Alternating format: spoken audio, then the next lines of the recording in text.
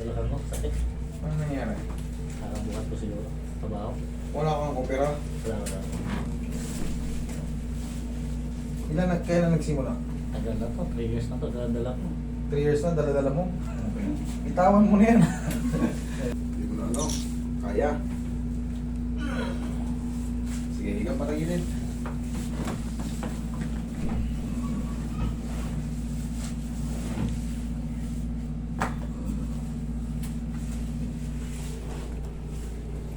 Relax lang.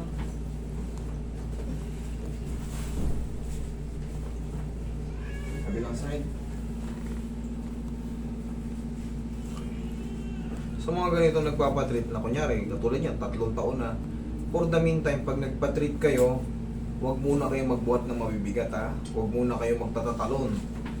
Kahit mga 1 linggo hanggang 2 linggo. Pero yung mga normal na gawain, okay lang. Pero kung sasabak kayo kagad sa mga mabibigat na trabaho, huwag na kayo magpatreat kasi uulit lang. Eh, mahirap talaga pagka ganon. Sa driving pa nga lang eh. Yari ka pag matagal ka nakaupo. Sasabayan mo pa ng buhat, pagtayo mo. Yan, mahirap. Pero siyempre, bossing, holiday. Ang problema, walang holiday sa driver eh. Driver ang pangunahin.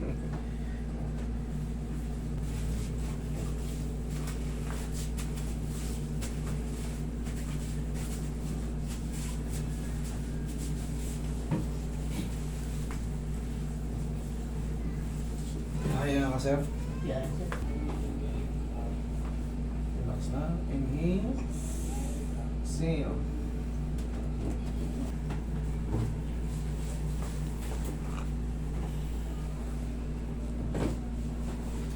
Yan, sa tingin mo, pag nakaganyan ka, nakahiga, may kumikirot? Wala. Wala? Nawala? Thank you, Lord. Mangyayari yan, idol, gaya nga ng pinasinasabi ko sa'yo kanina pa. Kasi ang driver ni sir, driver siya.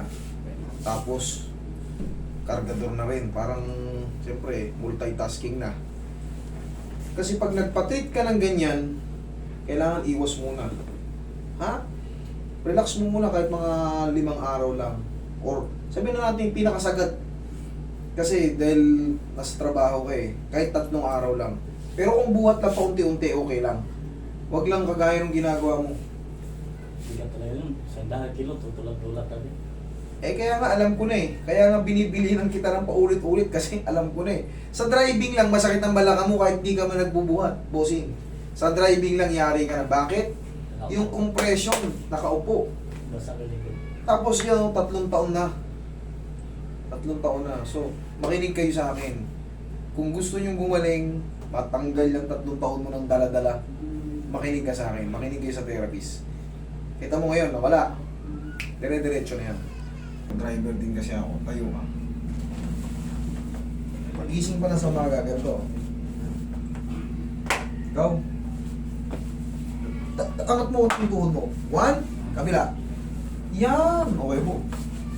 Pahingin pao, tapos bumili kayo ng pao. Yan, tandaan nyo, pag gagamitin nyo yung pao, aalugin nyo muna. Ito yung bilhin nyo, yung pao liniment na kulay green. Tapos rambol-rambolin nyo lang. Kung saan yung pinakamasakit, basta ganun nyo lang. Hindi nyo na kailangan magaling maghilot. Basta huwag nyo lang didiran. I-rambol-rambol nyo lang yan. Pagka hindi kayo marunong. Ilakad. Upo. Biglang tayo. Makas naman. Parang kunting bumalik. Ano? Parang kunting bumalik.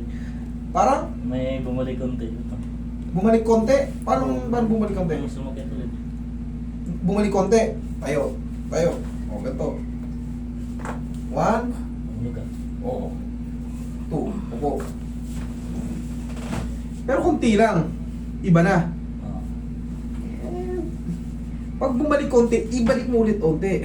Isang pitik pa ulit. Basta nandito kayo, kabisado pa natin yan. Tayo. Lakad. Okay, ikot. Lakad. Ano sa tingin mo? Nawala na? Ayos na. Upo. Pag konti na lang, that's normal. Pahinga mo lang. Gaya nga nasabi ko, iwasan nyo lang muna magbuhat. Okay, bossing? Sige. Thank you.